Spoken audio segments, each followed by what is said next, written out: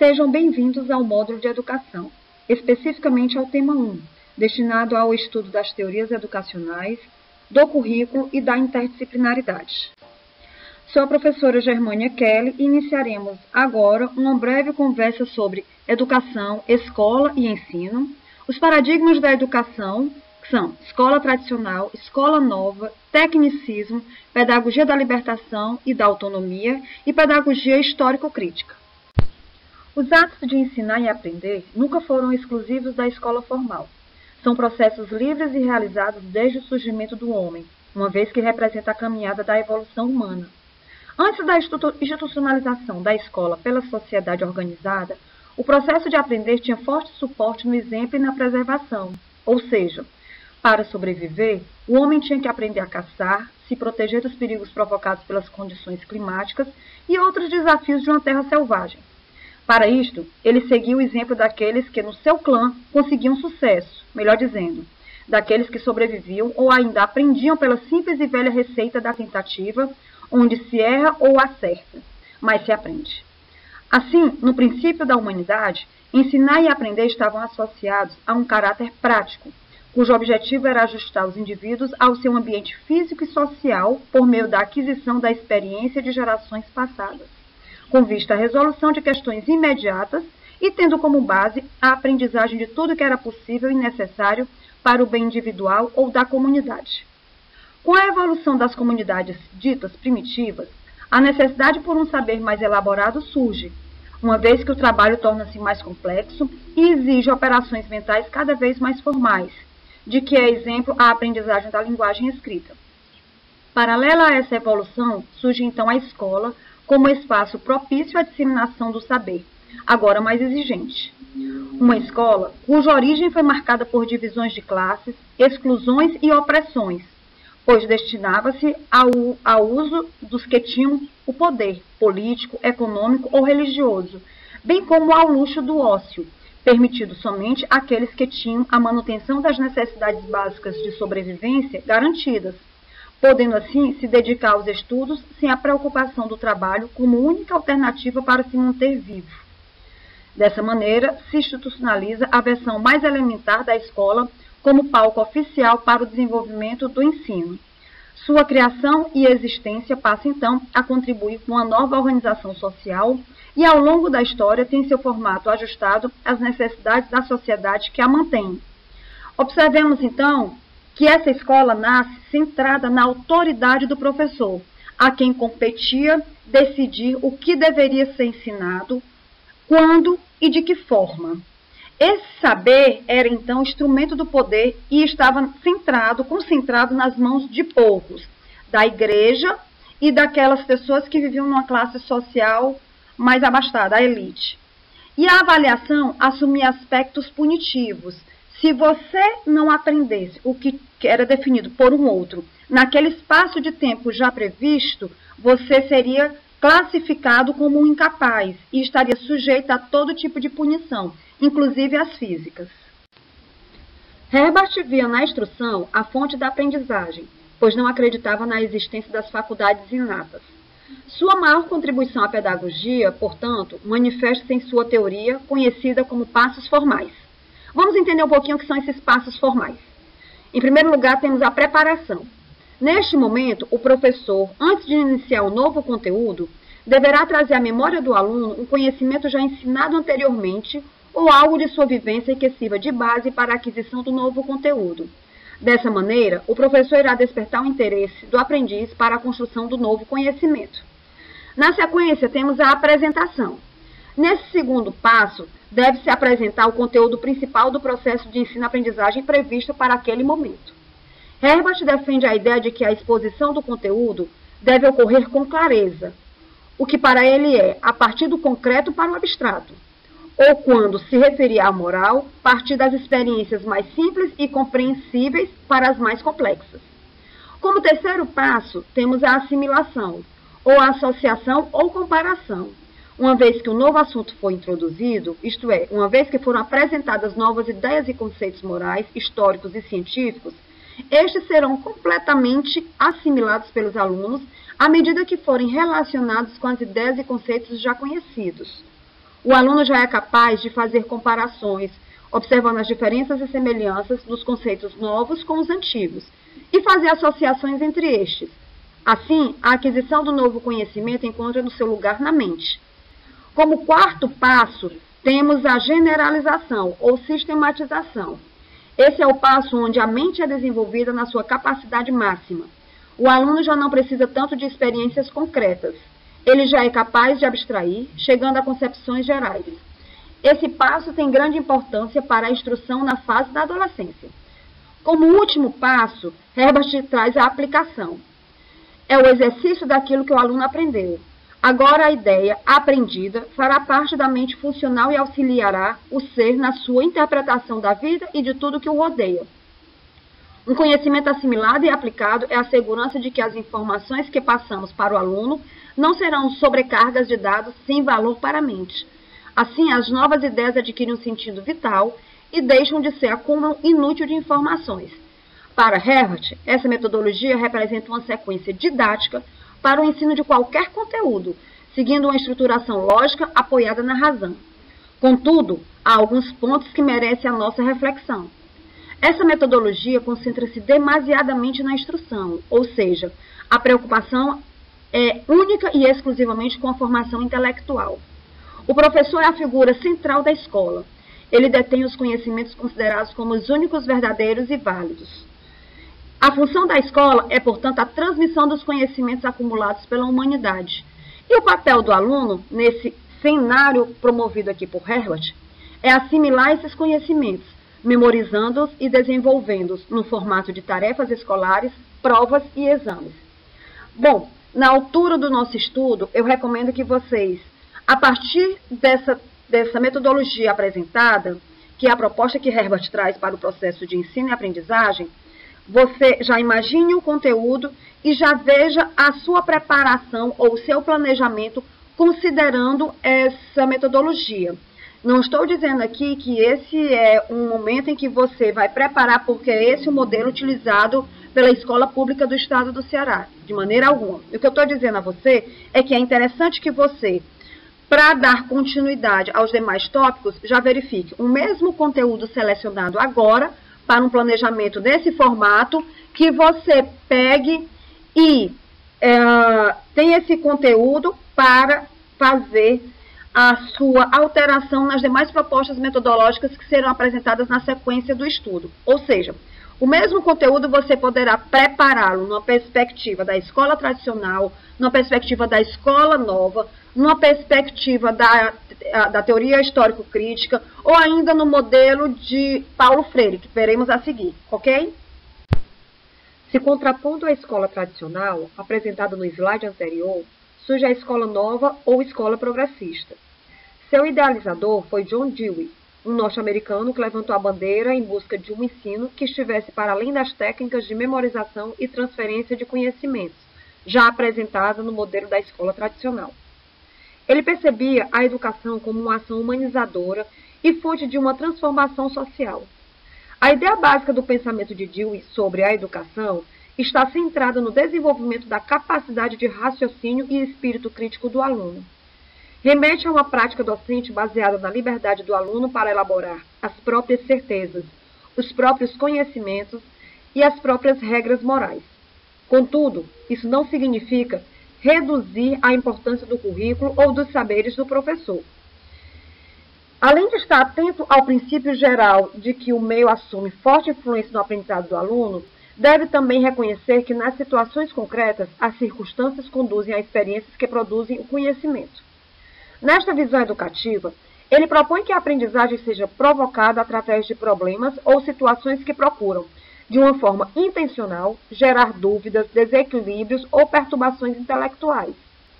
O método dos problemas valoriza experiências concretas e problematizadoras, com forte motivação prática e estímulo cognitivo para possibilitar escolhas e soluções criativas, levando o aluno a uma aprendizagem significativa, pois o mesmo utiliza diferentes processos mentais para a capacidade de levantar hipóteses, comparar, analisar, interpretar e avaliar. Nesse contexto, ou melhor, na perspectiva proposta pela escola nova, tomando como referência o trabalho de problematização do conteúdo a ser desenvolvido em sala de aula, é exigida uma mudança de comportamento do docente. Para o exercício de um trabalho reflexivo com o aluno, é exigido do professor a disponibilidade de pesquisar, de acompanhar e colaborar no aprendizado crítico do estudante, o que frequentemente coloca o professor diante de situações imprevistas, novas e desconhecidas, exigindo que professores e alunos compartilhem de fato o processo de construção e não apenas o de apresentação do conteúdo para uma memorização por parte dos alunos. Além do mais, Dewey destacava no processo de ensino-aprendizagem que o conhecimento se torna significativo quando é adquirido através da vivência, pois tanto professores como alunos possuem experiências próprias que devem ser aproveitadas no cotidiano escolar. Dessa maneira, além dos conteúdos formais, o aluno teria à disposição algo concreto para aprender. Ele acreditava que, através das experiências compartilhadas no ambiente escolar, a aprendizagem e a produção do conhecimento seriam coletivas, pois quando se entra em contato direto com o objeto de aprendizagem, o ato educativo assume uma dinâmica de constante reconstrução. O movimento da Escola Nova não chegou a representar uma ruptura com o modelo de educação tradicional, isso em termos de relação política entre educação e sociedade. Dewey inovou, no entanto, mas em termos de método e na forma de trabalhar com o conhecimento, sem conseguir romper de vez com o modelo tradicional que muitas vezes nos acompanha. Você que já foi aluno deve saber que muitos professores seguem direitinho a cartilha do modelo tradicional. Dewey trouxe ainda uma grande contribuição na educação infantil, né, trazendo para a escola esse espaço mais alegre, mais lúdico, promovendo também com as crianças a aprendizagem através da aproximação com o seu objeto de estudo, certo? Vou pedir agora que a gente retome a atividade proposta no slide anterior. Lembrem-se, eu pedi que vocês escolhessem um conteúdo e fizessem um planejamento de aula seguindo o roteiro do que é preconizado numa escola tradicional. Eu peço agora que vocês peguem esse mesmo conteúdo e trabalhem numa perspectiva da escola nova. Vejam a abordagem como fica diferenciada, ok? De base comportamentalista, o tecnicismo, cuja principal característica é a utilização de métodos e técnicas de ensino na fixação de comportamentos desejados, utiliza-se da punição e da recompensa como elementos promotores de uma suposta aprendizagem. Baseado na eficácia dos processos e racionalidade técnica, o tecnicismo passa a representar, a partir de 1950, o melhor caminho para o sucesso no campo educacional. Historicamente, a sociedade estava no processo migratório da produção artesanal para a industrial, criando e, ao mesmo tempo, conhecendo uma ideia parcelada do trabalho, onde o produto final continha a participação de todos, mas que seus autores não se enxergavam nele, ou seja, o sujeito que produzia o fazia apenas de forma fragmentada, perdendo a noção de todo e, portanto, da obra final, seu texto e contexto. Foi neste cenário que o paradigma tecnicista buscou planejar a educação de modo a adotá-lo de uma organização racional capaz de minimizar as interferências subjetivas que pudessem pôr em risco sua eficiência. Para tanto, estratégias como o trabalho pedagógico realizado de forma parcelada, a inclusão e valorização do trabalho de técnicos e especialistas no sistema de ensino e a padronização dos planejamentos foram implementadas de maneira massiva. É notório que a organização racional dos meios foi um avanço nos paradigmas de base comportamentalista, uma vez que aprimorava os processos de memorização dos conteúdos previamente selecionados pela elite para servir de adestramento das massas. Como principal teórico do tecnicismo, tem-se a figura de Skinner, propondo que a escola, que o ensino e que a aprendizagem funcionassem, respectivamente, como local para promover e controlar comportamentos a serem instalados e mantidos, sendo o ensino o meio e a aprendizagem efetiva a realização do comportamento desejado. Enquanto meio, o ensino deveria trabalhar com o reforço do comportamento desejado, valendo-se de premiações e punições como mecanismos promotores da aprendizagem. Portanto, nos padrões comportamentalistas de conceber a educação, observa-se em demasia um processo crescente de burocratização da escola, com valor excessivo dos meios. Nesse paradigma, tudo era demais. Conteúdo, disciplina, meios, avaliações e outros recursos punitivos e compensatórios. Contudo, algo era de menos: a vida, o gosto pela aprendizagem, o aprendiz dentro do seu processo educativo. A pedagogia libertadora de Paulo Freire parte da concepção do homem como ser inacabado, sempre em busca de desenvolvimento constante. Assim, iniciamos essa conversa sobre a concepção de educação mantida por Freire, compreendendo que não se trata de uma forma de educação qualquer, mas de uma concepção libertadora que deve partir do conhecimento do cenário e do contexto em que o adulto vive, para que se possa oferecer um processo de ensino e aprendizagem capaz de ter significado para o aprendiz e, sobretudo, que o leve à conscientização de sua posição em sua comunidade, à compreensão do mundo e da realidade social em que vive. Paulo Freire acreditava que o homem só aprende quando quer e só aprende o que tem significado para ele. Suas primeiras experiências foram no Nordeste brasileiro, no início dos anos 60. Ele buscava fundamentar o ensino e a aprendizagem em ambientes interativos, através da alfabetização de adultos. Para ele, o conhecimento deve constituir-se uma ferramenta essencial para intervir no mundo. Dessa maneira, a educação libertadora deve ser repleta de sentido para quem a busca. Este entendimento tem impacto direto na vida de professores e de alunos, pois é refletido nas ações de ensino e aprendizagem, extrapolando a sala de aula do ensino regular. Mas como isso ocorre? O método de alfabetização de Paulo Freire está concentrado em 5 fases. Quais são elas? Vamos lá. A primeira fase é a vivência, que consiste na descoberta do universo vocabular do grupo. Nesse estágio são identificadas as palavras que compõem o universo cultural e laboral do grupo. Isso através das interações que devem ocorrer no grupo que estão participando, né? É um momento de investigação, não de uma investigação científica, mas de reconhecimento do contexto para, a partir dele, iniciar o trabalho pedagógico. Na segunda fase, nós temos a identificação dos temas geradores em função das palavras que foram selecionadas naquele primeiro momento de vivência, seguindo os critérios de riqueza fonética e dificuldades fonéticas, certo? Ou seja, não era qualquer palavra, mas era uma que, além de ter um valor para aquele grupo que a discutia, tinha que ter essa riqueza fonética, permitindo o maior número de fonemas possíveis diante do que era selecionado. Numa sequência gradativa do mais simples para a mais complexa, da importância da palavra da realidade social, cultural, política e do grupo. Então, observe que havia um mix. Né? Não bastava a palavra ser rica para o grupo, tinha que ter a riqueza fonética, mas também não bastava ter a riqueza fonética se não tivesse essa riqueza para o grupo. A terceira fase é a de problematização, caracterizando-se pela criação de situações existenciais da realidade social, na qual o grupo está inserido. Trata-se de situações que devem ser discutidas com o intuito de abrir perspectivas para análise crítica dos problemas locais, regionais e nacionais. A quarta fase é a da conscientização, que deve ter seu trabalho desenvolvido através de debates estabelecidos em função dos temas construídos a partir das palavras geradoras. Observe aí todo o encadeamento lógico e tudo girando em torno das palavras geradoras. A quinta e última fase consiste numa ação coletiva, intitulada de atividade política. Essa fase demanda uma ação concreta, destinada a resolver os problemas discutidos nos estágios anteriores. Lógico que nem todos terão uma resolução prática imediata. Falo dos problemas que foram identificados no terceiro estágio. Certo? Para os demais também é preciso encontrar, contudo, para os demais problemas, aqueles que não têm um encaminhamento rápido, imediato, é preciso também encontrar algum tipo de condução, evitando frustração.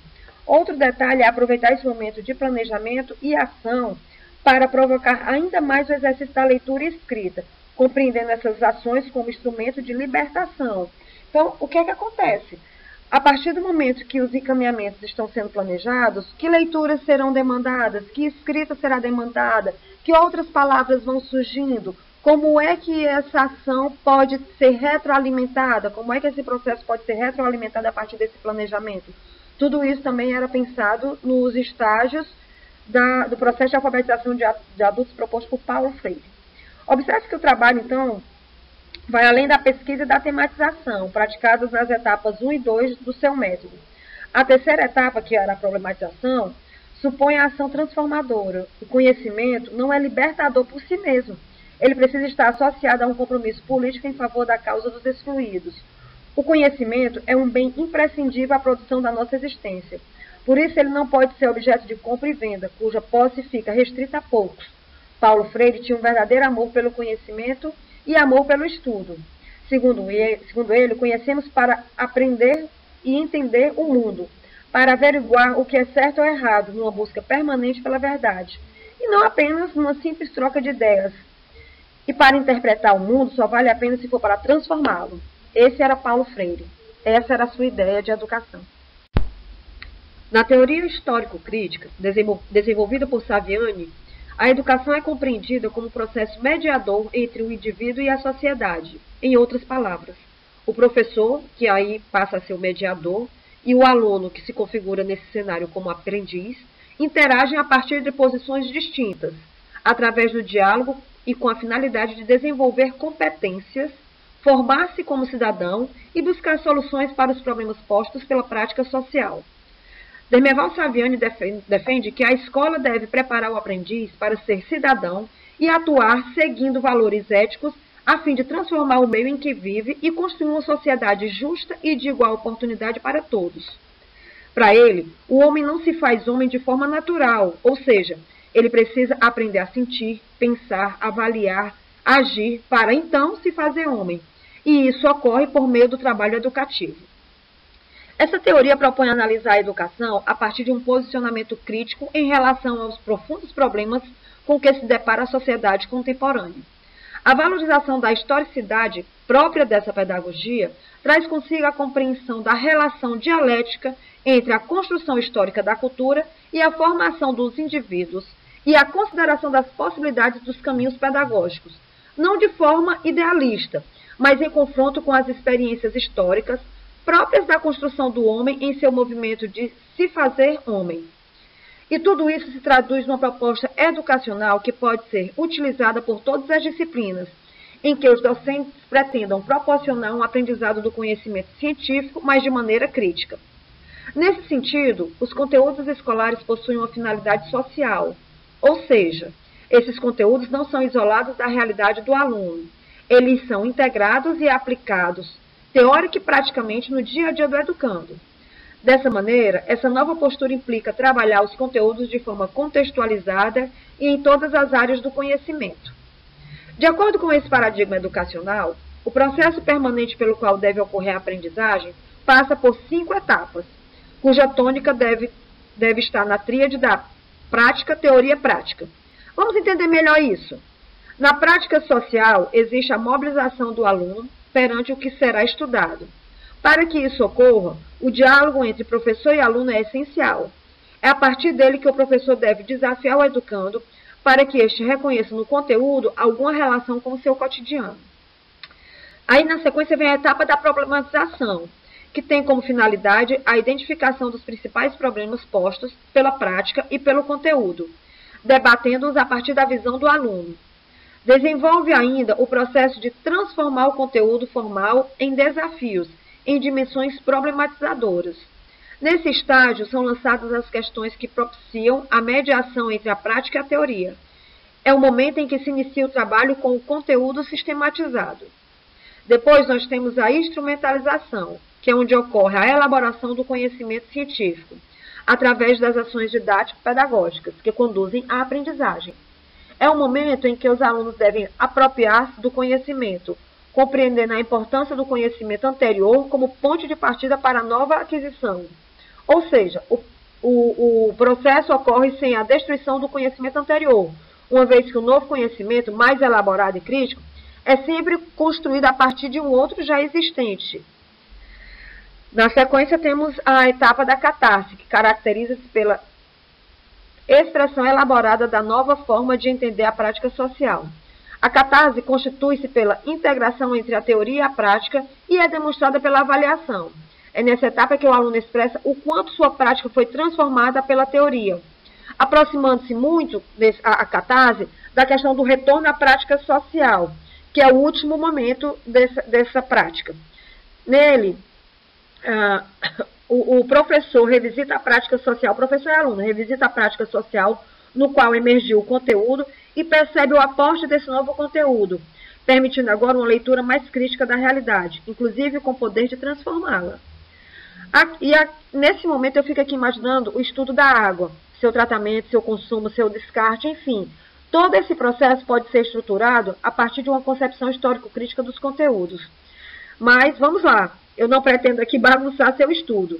Isso porque, mais uma vez, lhe convido a resgatar o conteúdo que você já planejou no modelo tradicional, depois pegou esse mesmo conteúdo e foi chamado a elaborar um planejamento dentro de uma perspectiva da escola nova.